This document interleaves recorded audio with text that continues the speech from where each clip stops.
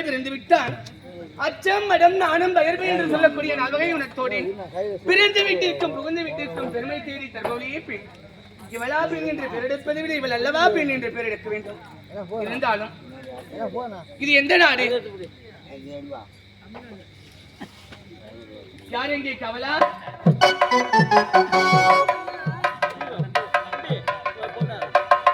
என்னதெல்லாம் அழகா இருக்கு. சரி, இருந்தாலும் நான் சின்ன பொண்ணுடா. ஆமா, அப்படி எல்லாம் பேசக்கூடாது. நான் பிறந்தது ஒரு இடம். ஆமா, அப்படியா?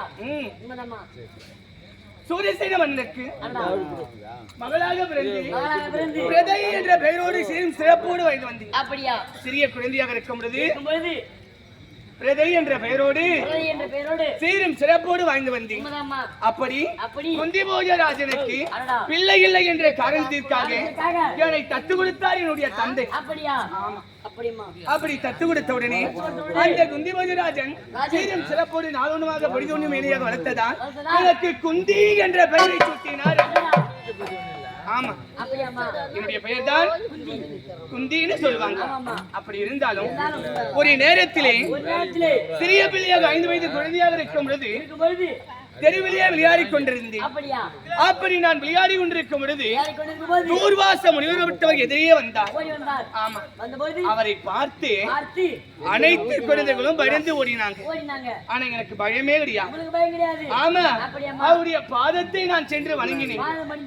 ஆமா, நாட்டில் இருக்கக்கூடிய குழந்தைகளைத்தும் எப்படி பயந்து வருகின்றது.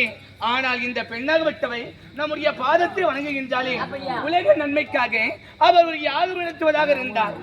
அந்த யாகத்திற்கு ஒரு ஆள் வேணும். பூஜை பொருளை கொண்டு வருவதற்கு, பணிவிட வேலை செய்வதற்கு ஒரு ஆள் வேண்டும் என்று சொல்லித்தானே என் தந்தையிடத்தில் வந்து கேட்டார். அப்படி என் தந்தையிடத்தில் கேட்டவுடனே உன்னுடைய மகள் குந்தி தேவியை எனக்கு பணிவிடை பெண்ணாக நீ அனுப்ப வேண்டும் என்று சொன்னார். அப்படி சொன்ன உடனே என் தந்தையும் ஒப்புக்கொண்டார்.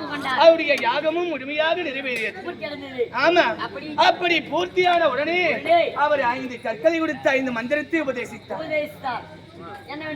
எப்பயாவது ஒரு நாள் என்றாவது ஒரு நாள் இந்த மந்திரம் உனக்கு உபயோகப்படட்டும். நீ எந்த கடவுளை நினைத்து தொழுகின்றாயோ